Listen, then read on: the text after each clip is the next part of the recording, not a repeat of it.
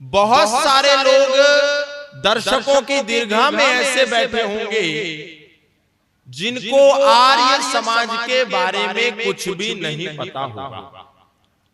बहुत से लोग ऐसे बैठे होंगे जिनको आर्य समाज के बारे में बहुत कुछ गलत पता होगा। बहुत सारे ऐसे बैठे होंगे जिनको आर्य समाज के बारे में अधूरा पता होगा। तो आज का ये जो सत्र है, इसमें आर्य समाज का, ऋषि दयानंद का, स्वामी श्रद्धानंद का ये जो बहुत बड़ा आंदोलन था, इसके बारे में हम आपसे चर्चा परिचर्चा करें। मुझसे पूर्व संजय सत्यार्थी जी ने, बहन प्रियंका जी ने, आचार्य नरेश जी ने आपके बारे में, आपके समक्ष आर्य समाज के बारे में बहुत सी चर्चाएं रखी। बहुत सारे लोग आज समाज के ये मानते हैं कि आर्य समाज मतलब नास्तिकतावादियों का संगठन, आर्य समाज मतलब मूर्ति पूजा का खंडन करने वाला संगठन, आर्य समाज मतलब ईश्वर को न मानने वाला संगठन, आर्य समाज मतलब धर्म को न मानने वाला संगठन, आर्य समाज मतलब सनातन धर्म का विरोधी संगठन।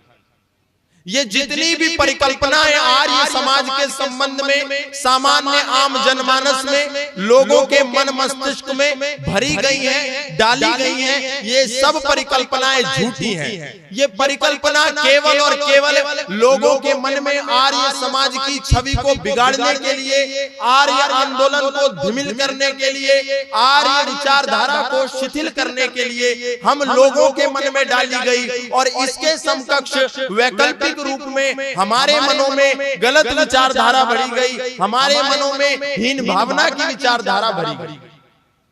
हमें यह बताया गया कि आर्य समाज तो नास्तिक लोग होते हैं, जबकि हम में से बहुत सारे लोगों ने ऋषि दयानंद द्वारा प्रदत्त वैदिक संस्कृति का आधारभूत ग्रंथ सत्यार्थ प्रकाश कभी उठा करके भी नहीं देखा।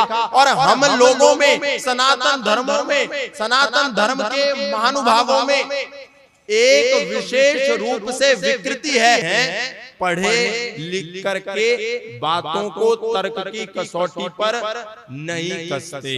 जो हम सुन लेते हैं, जो हमें कह दिया जाता है, जो हमें बता दिया जाता है, हम बस केवल उतना सुन लेते हैं और उस पर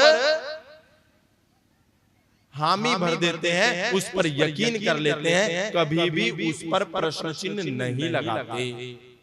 आर्य समाज की बात हम बाद में यदि करें तो एक दो उदाहरण आपको दूंगा। बहुत सी ऐसी कथा हमारे सनातन धर्म में है जो बाहर के लोग आकर के हमको बताते हैं और उन कथाओं को सुनकर के हम कहते हैं ओहो सनातन धर्म तो बहुत खराब है, क्योंकि हम उन बताई गई कथाओं पर कभी भी विवेचना नहीं करते, कभी भी समीक्षा नहीं करते, कभी भी चिंतन नहीं करते, कभी भी मनन नहीं करते, कभी भी मंथन नहीं करते, कभी भी जाकर के संदर्भ और प्रसंगों की जांच नहीं करते। जैसे हमारे समाज में एक कथा बहुत प्रचलित करी जाती है, हमारे समाज के लोगों को, हमारे समाज के महानुभावों को, सनातन धर्म के विभिन्न लोगों को बांटने के लिए। वो क्या कथा है? बोलते हैं कि देखो तुम्हारे सनातन धर्म में तो प्राचीन काल से ही छुआछूत था, तुम्हारे सनातन धर्म में तो प्राचीन काल से ही बड़ा भेदभाव था। तो हम कहते हैं कहाँ भेदभाव था? तो बोलते हैं कि देखो द्रोणाचार्य ने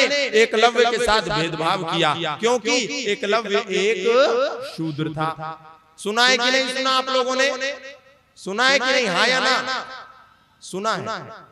और हम कहते हैं हाँ बात तो ठीक है, द्रोणाचार्य तो शिष्यों में भेदभाव करते थे, इंसानों में भेदभाव करते थे, और द्रोणाचार्य जैसे इतने बड़े आचार्य, इतने बड़े ऋषि, इतने बड़े तपस्वी संत भी यदि भेदभाव कर सकते हैं और उस काल में भेदभाव कर सकते हैं, तो वास्तव में सनातन धर्म में भेदभाव होगा ही। हम इस पर यकीन कर लेते हैं। क्या भेदभाव किया? बोला कि देखो एकलव्य कितना बड़ा धनुर्धर था, लेकिन क्योंकि वो एक नीची जाति का व्यक्ति था, इसीलिए द्रोणाचार्य ने उसके साथ ये भेदभाव किया कि उसको शिक्षा नहीं दी और उसका अंगूठा भी काट लिया।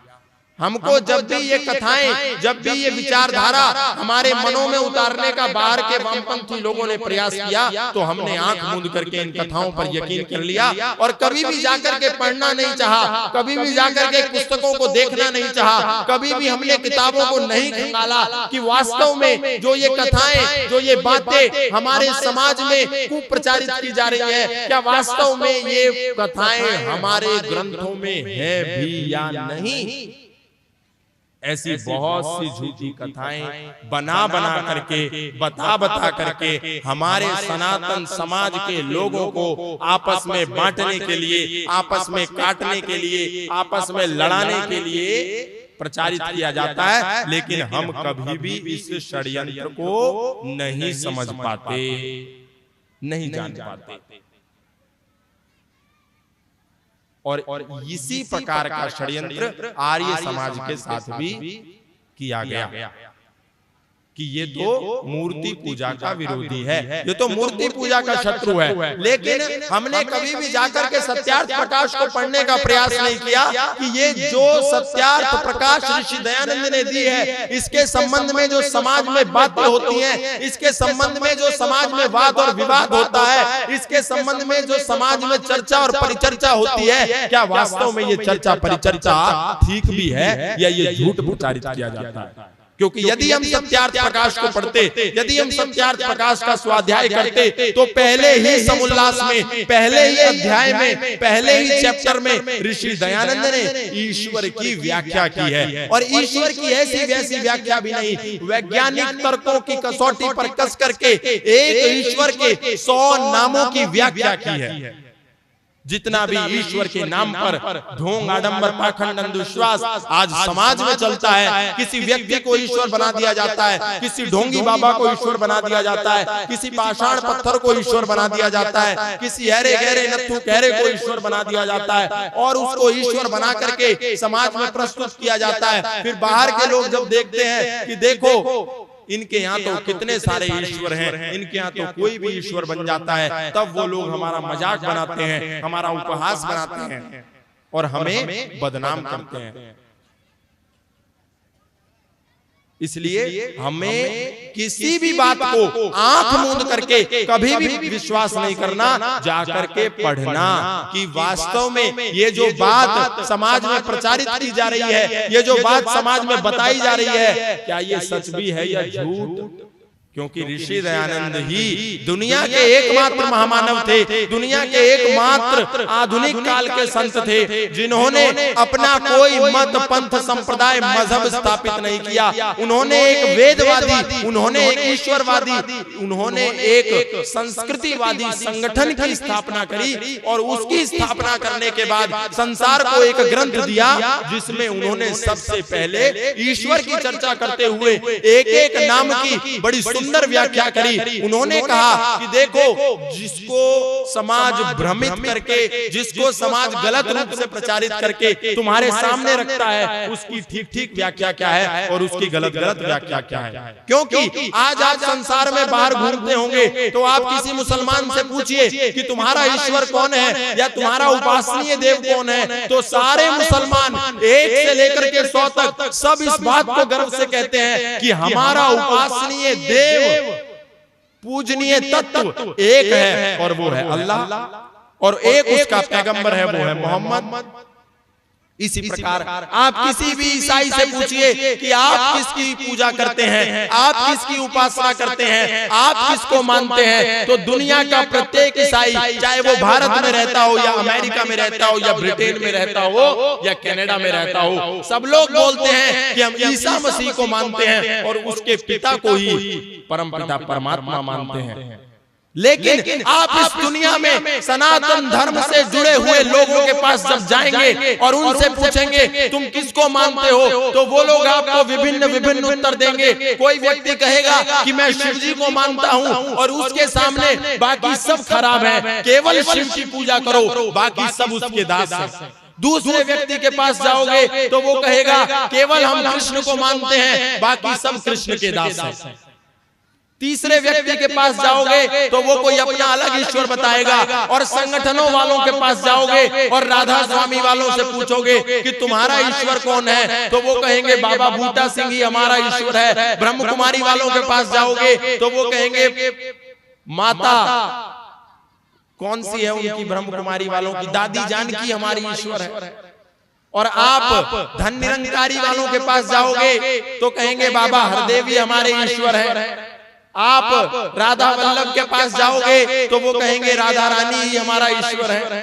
ऐसे संसार में सनातन धर्म से जुड़े हुए जितने भी लोग हैं, जितने भी संगठन हैं, जितने भी धड़े हैं, उन्होंने अपना एक एक ईश्वर बना करके सनातन धर्म को विभाजित करने का षड्यंत्र रचा। लेकिन दुनिया के एकमात्र ऐसे महामानव ऋषि दयानंद हुए जिन्होंने इन सनातन धर्म के धड़ों को चुनौती देकर के ईश्वर की वैज्ञानिक, ईश्वर की तर्क आधारित परिभाषा दी और बताया कि ईश्वर तो एक है लेकिन उसके विभिन्न विभिन्न नाम, गुण, कर्म और स्वभाव के आधार पर हैं। जैसे उदाहरण के लिए हमारे बीच में आचार्य श्रद्धे सत्यार्थी जी मौजूद हैं। इनके विद्यार्थी इनको गुरु कहते हैं, इनकी धर्मपत्नी इनको पतिदेव कहती है, इनके पुत्र इनको पिता कहते हैं, इनके पिता इनको बेटा कहते हैं। गुण, कर्म, स्वभाव और संबंधों के आधार पर इनके संबोधन बदल जाते हैं। पिता इनको कुछ और कहते हैं, पुत्री इनको कुछ और कहती है,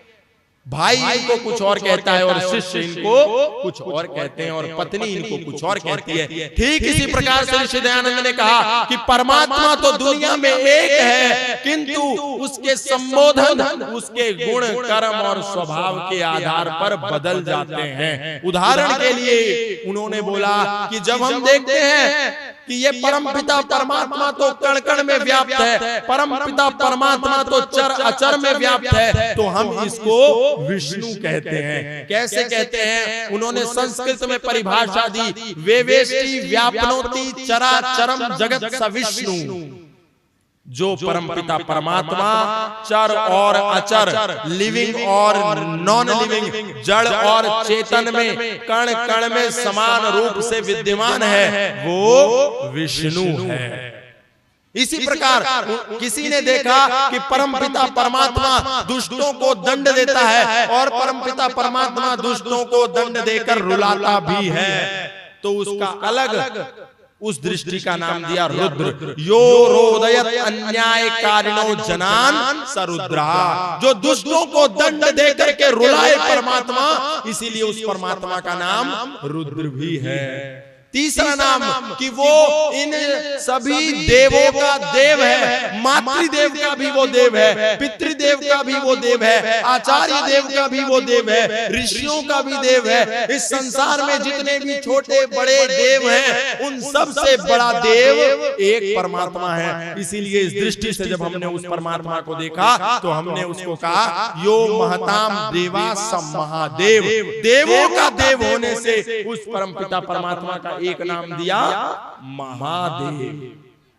इसके बाद उन्होंने दूसरा नाम दिया, बोला कि ये परमपिता परमात्मा सबका कल्याण करने वाला भी है, जो सत्य के मार्ग पर चलता है, जो विद्या के मार्ग पर चलता है, जो नीति के मार्ग पर चलता है, जो सदाचार के मार्ग पर चलता है, उसका कल्याण भी परमपिता परमात्मा करता है। इसीलिए यो शंकल्याणम शुभम करोति इति शंकरः, उस परमपिता परमात्मा को शंकर कह करके संबोधित किया।